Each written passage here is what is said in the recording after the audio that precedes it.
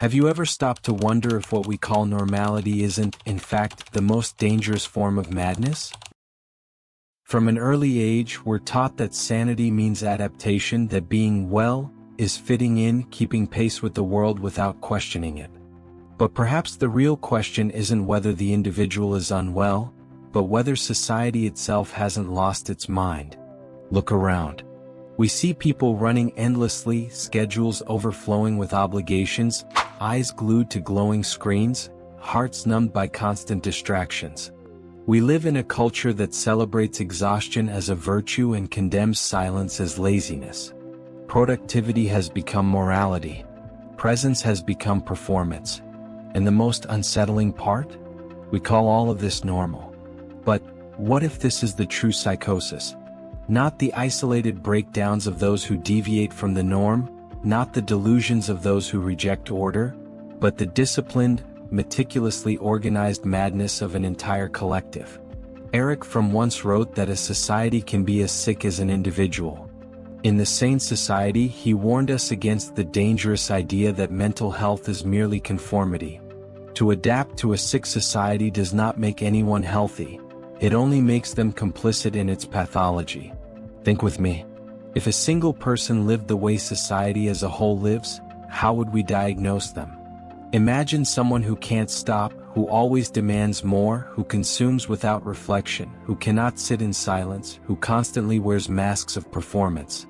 Wouldn't we say this person suffers from a serious disorder? Yet when millions behave this way together, we call it culture. We call it progress. We call it normal life. Here lies the paradox. The madness of one becomes sanity when shared by many.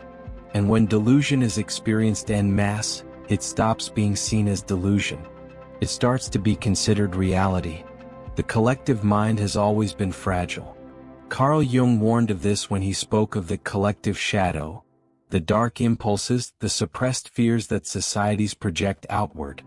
In the individual, the shadow shows up as anxiety, anger, or addiction.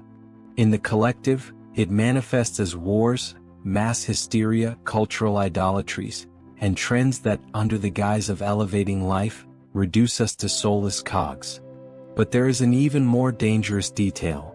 The collective shadow always disguises itself as reason. It whispers, "This is how the world works." It makes us believe that questioning the obvious is naive, rebellious, even insane. And so we give in. Not because we are forced, but because the chorus of the majority convinces us it is safer to go with the flow than to see beyond it. And what is madness, if not the loss of contact with reality? But what is reality if not the consensus of beliefs that everyone accepts as truth? If the masses believe the false as if it were real, if the crowd venerates emptiness as if it had meaning, delusion stops appearing as delusion. It becomes invisible. It becomes the air we breathe. It is at this point that collective insanity becomes most dangerous, when it is no longer perceived as insanity, but as the natural order of things. Observe the modern world closely. Our streets are full of people running nowhere. Our feeds are saturated with images designed to spark envy, anger, or desire. Our economy thrives not on contentment, but on chronic dissatisfaction. And politics has become a spectacle, where polarization is not a problem to solve, but a show to maintain. All of this is accepted as normal. But if we look with fresh eyes, doesn't it appear as a portrait of collective neurosis? A society addicted to more, yet starving for meaning? Nietzsche once said that madness is rare in individuals, but in groups, in nations, in eras, it becomes the rule. He wasn't referring to chaotic outbursts but something deeper. When we gather, we don't just sum our reason, but also our illusions, our fears, our need to belong. The larger the crowd, the harder it is to resist the tide of delusion. This is why so many feel out of place today. Not because they are broken, but because they perceive, even quietly, the sickness in what we call normal. Anxiety, emptiness, exhaustion, they are not personal failures. They are symptoms of living in a culture that confuses madness with health. Perhaps you have felt it, the subtle pressure to keep pace, to smile even when you're falling apart inside, to pretend the world makes sense while your soul whispers that something is wrong. This is not just your struggle, it is the muffled cry of an entire civilization. And so the question returns, what if normality is merely the disguise through which collective madness survives? This question is unsettling because it demands something of us. It forces us to look at daily life with suspicion, to recognize the possibility of sickness in our routines. It forces us to admit that perhaps the true cure is not to adapt better, but to dare to step away from the very system that calls us adapted. Accepting this is hard. It means confronting the idea that society itself may be sick, and that sometimes, the most dangerous patient is the one who believes they are perfectly healthy. Perhaps the greatest illusion of our time is believing we are sane simply because we are many. The rest of this journey will take us deeper, into normalized habits, psychological contagion, the human cost of this madness, and ultimately, the possibility of resisting it. If collective madness doesn't announce itself in outbursts, but in everyday habits, what does that mean for us? It means that psychosis doesn't scream, it whispers. It hides behind what seems natural, acceptable, even admirable. It is a silent madness, camouflaged in the banal gestures we repeat without thought. We live in an era where waking up already tired, spending the day exhausted, sleeping restless, and repeating this cycle endlessly is considered normal. Where feeling anxious is seen as an inevitable state of modern life. Where dependency on constant distractions, notifications, social media, compulsive consumption of information, is not treated as addiction but as routine. The philosopher and psychoanalyst Carl Jung warned us, what we fail to confront within ourselves eventually takes shape outside of us in our societies. And what we see today is exactly that, a collective shadow that feeds on hurry, comparison, and superficiality. What we call normal life is, in truth, a desperate strategy to avoid looking inward. The silent psychosis of normality expresses itself in many ways. In the cult of productivity, which turns human beings into machines and measures the value of life by the capacity to produce. In emotional anesthesia, which teaches us to swallow our feelings so as not to disrupt the gears. In the relentless pursuit of external validation, where our identity is shaped by the reflection of likes, praise, and public recognition. We fail to notice how much this makes us sick because everyone around us lives the same way. Suffering, when shared, becomes landscape. Collective exhaustion normalizes, and the individual cry is lost in the chorus of the crowd. It's curious, when someone dares to stop, to slow down, to question, they are quickly seen as lazy, unproductive, weak. When someone refuses to intoxicate themselves with stimuli, they are accused of being alienated. Normal is being always busy, always connected, always chasing something. Not being in that flow is what seems abnormal. But what if this normality is the real disease? Let's consider a simple example, the compulsive use of social media. A behavior that dominates billions of people around the world. Everyone scrolls their screens in search of something undefined. Perhaps distraction, perhaps company, perhaps validation. The act of endlessly swiping through a feed is, in essence, no different from a compulsion. Only because it is mass scale, it isn't diagnosed as an addiction, it's treated as part of modern life. This is where the paradox comes in. The more people share the same dysfunctional behavior, the less it is seen as dysfunctional. The weight of the majority transforms it into a silent rule. The psychosis of normality doesn't require visible delusions. It shows itself in subtle contradictions. In the demand to always be happy while the soul feels empty. In the idea of individual freedom, while everyone behaves like copies of each other. In the obsession with authenticity, while we increasingly shape ourselves to the filters of others' gazes. Erich Fromm would say that modern society has created a kind of organized insanity. Everyone suffers but in the same way. And because we suffer together, we lose the ability to perceive the absurd. The danger of this madness is its subtlety. It does not provoke visible spasms but corrodes us from within, slowly. It pulls us away from ourselves until we no longer know how to distinguish what we truly feel from what we are expected to feel. Until we confuse life with mere survival, being with having, silence with threat. Normality has become a trance. A state of collective hypnosis in which we repeat patterns without asking where they came from. And perhaps this is the most frightening aspect of the silent psychosis. It requires no external coercion. We perpetuated ourselves. We defended ourselves. And so we continue, always busy, always connected, always tired. Calling what destroys us normal. And considering strange, perhaps even insane, anyone who dares to stop and breathe. The psychosis of normality does not yank us out of the world all at once. It ensnares us gently like invisible chains. And by the time we realize it, we are already trapped in a routine that numbs us while we believe we are living. Next, we will see how this psychosis spreads, not just as habit but as an invisible contagion of the mind. If modern normality is a silent form of psychosis, then we must ask, how does it spread so rapidly, involving millions of people without our awareness? The answer is simple and unsettling. Ideas, fears, habits, even emotions propagate like invisible viruses. Gustave Le Bon, in The Crowd, a study of the popular mind, warned us about the vulnerability of the collective spirit.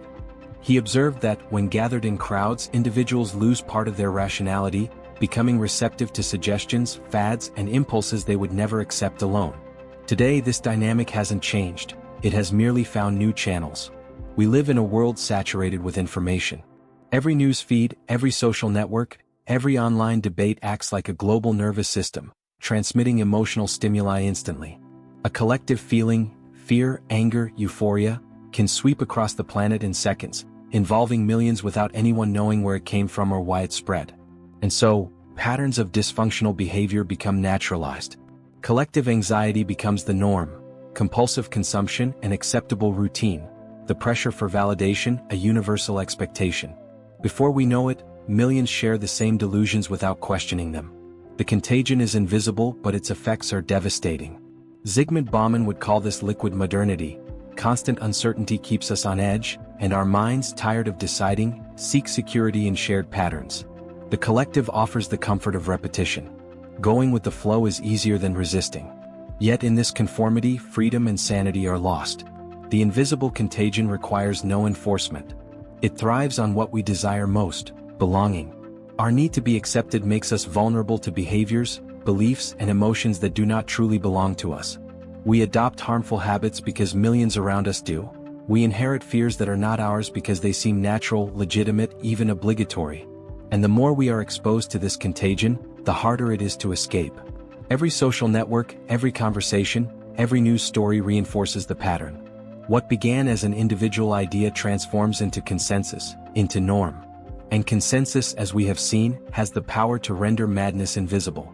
Carl Jung would remind us that the collective shadow only manifests externally when it is not acknowledged internally. The fear we feel, the anger that consumes us, the emptiness that corrodes us, all of this is, in part, a reflection of the shadow of the group we live in. And the more we ignore this shadow, the more it spreads, contaminating the minds of everyone around. And let us not think we are immune. The invisible contagion reaches everyone regardless of class, age, or education.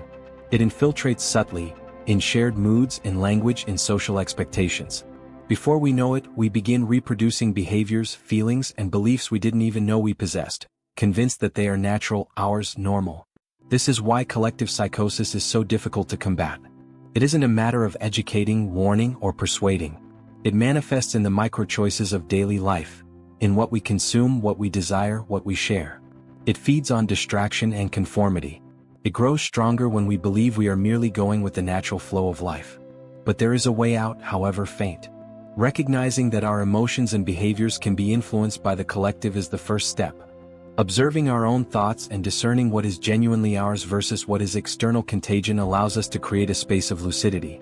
This space doesn't eliminate social pressure, but it gives us the ability to resist, to question, to choose consciously. The invisible contagion of the mind reveals an uncomfortable truth. We are not isolated, but we are also not fully in control. Each of us is, at the same time, victim and propagator. The psychosis of normality spreads because we allow it to spread. The invisible contagion reminds us that collective illness is not merely an abstract concept. It manifests in every repeated gesture, every unquestioned thought, every shared emotion. In the next chapter, we will explore the human cost of this madness, the emotional and existential consequences of living in a world sickened by shared habits and thoughts. If until now we have explored normality as silent psychosis and how it spreads through the invisible contagion of the mind, we must now turn to what truly matters: the toll this madness takes on each of us. The society that claims to be normal, organized, and productive demands more than we can offer. It demands constant attention, endless energy, absolute conformity. And the price is high. Chronic anxiety, quiet depression, emotional exhaustion, existential emptiness. We live in exhausted bodies and restless minds, as if carrying an invisible weight that no one else seems to notice. Viktor Frankl, in Man's Search for Meaning, reminds us that the absence of purpose is one of the greatest forms of human suffering. In a society obsessed with having, doing, and appearing, meaning hides. Our days are full but our souls remain empty. We chase external goals while ignoring the internal need for connection, introspection, and significance. Normality demands masks from us. But masks are uncomfortable, heavy, and they imprison the true face we need to show the world. We put on smiles when we feel pain, display enthusiasm when we feel apathetic, hide frustrations to maintain the appearance of stability. And over time these masks do more than conceal, they replace who we are. Identity becomes dissociated from being, and authenticity becomes dangerous. The culture of comparison, amplified by social media, intensifies this effect. Every day we observe the lives of others and measure our own existence by the ruler of someone else's success. Each achievement of another becomes a reminder of our supposed inadequacy. Every carefully edited image reinforces the standard of what is considered acceptable or admirable. And we, unconsciously, accept this pressure as natural, internalizing the collective judgment. Nietzsche wrote, "Life in common can transform any individual into the shadow of the group." And he was right. The more we adapt to normality, the more we become reflections of the crowd, reproducing behaviors, fears, and desires that do not truly belong to us. The emotional consequence is devastating. Loneliness amidst the crowd, emptiness amidst abundance, anxiety amidst an excess of stimuli. But it's not just emotions that suffer. The body pays a price too. Burnout, psychosomatic illnesses, insomnia, and chronic fatigue are visible symptoms of a mind living in constant tension, absorbing patterns and expectations never meant for it. Normality, which should protect, silently makes us sick, becoming something that destroys quietly from within. Even relationships are affected. The social pressure to maintain appearances interferes with intimacy, empathy, and the capacity for real listening and connection. Life becomes a sequence of roles to perform, where every interaction is measured by what seems appropriate or convenient. Genuine communication becomes rare, authenticity, almost subversive. And yet, most people continue to believe that all of this is normal. That deep exhaustion is expected. That inner emptiness is just part of modern life. That silent anxiety comes packaged with civilization itself. Psychosis becomes normalized and pain turns invisible, like a disease that no one names but everyone shares. At the same time, there is a faint light in this landscape. The awareness that something is wrong, the restlessness, the discomfort, the feeling of not fitting in, is a sign of resistance. It is the body and mind trying to warn us, be careful. This normality is making you sick. Recognizing this is the first step to breaking the cycle, to seeking ways to connect with oneself before being lost in the collective. The human cost of collective madness is not just physical or psychological. It is existential. It forces us to ask, who am I if not what society demands I be? The answer is not easy. It requires courage to look inward, patience to hear one's own voice, and determination to resist the invisible pressure of the group. The cost of normality is silent, invisible, yet profound.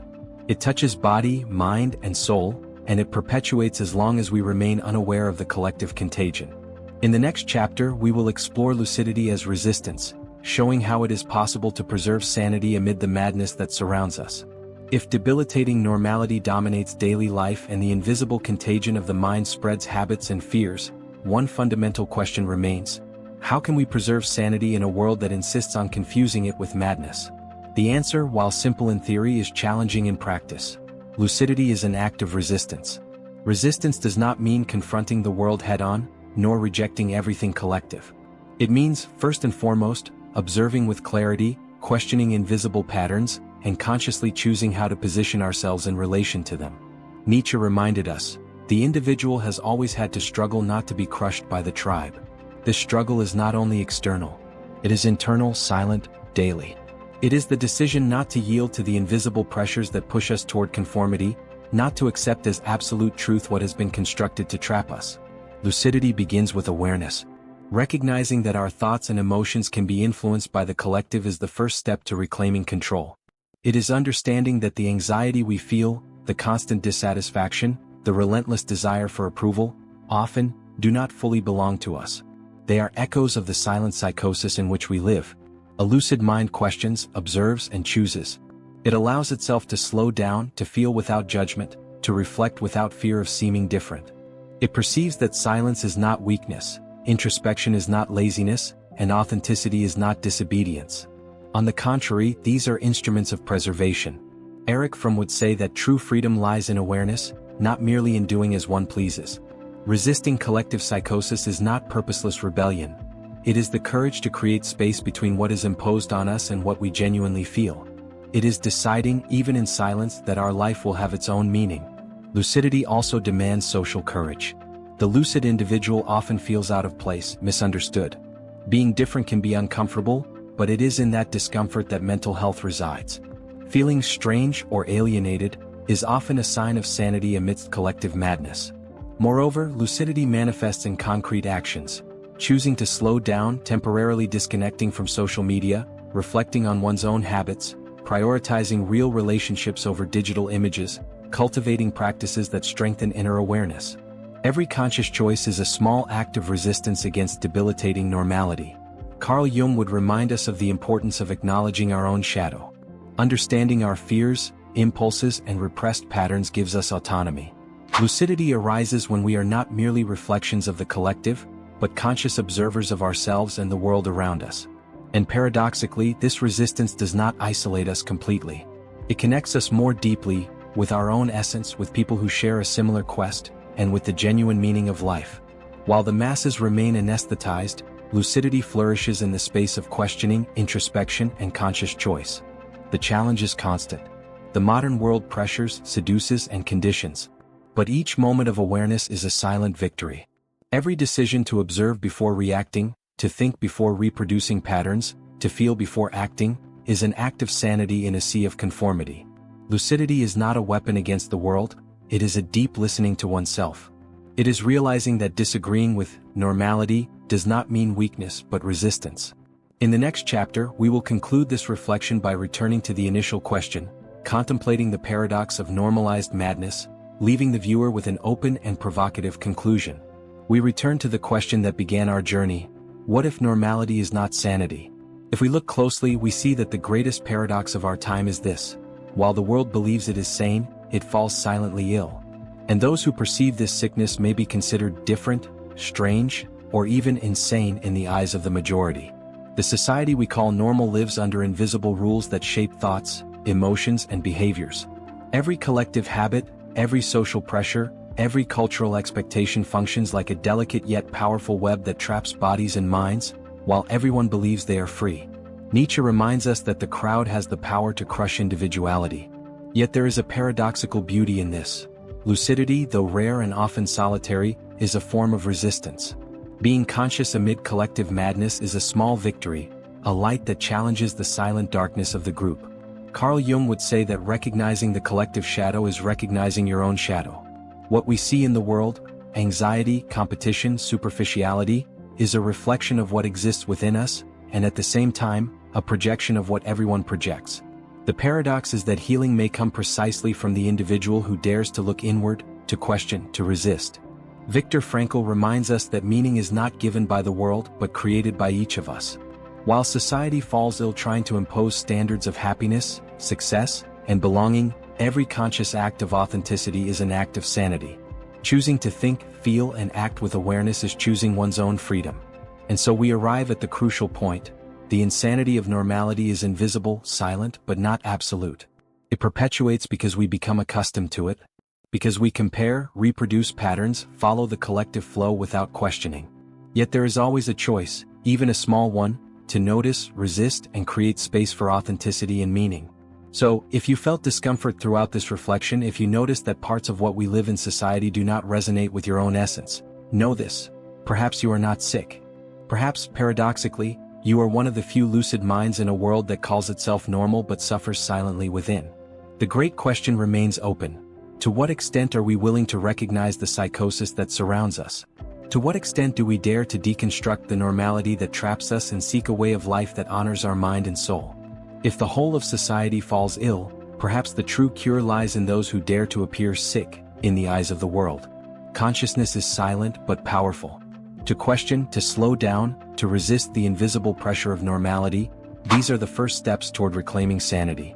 And perhaps, in the process, we realize that lucidity is not isolation, but a deep reconnection with oneself and with what truly matters.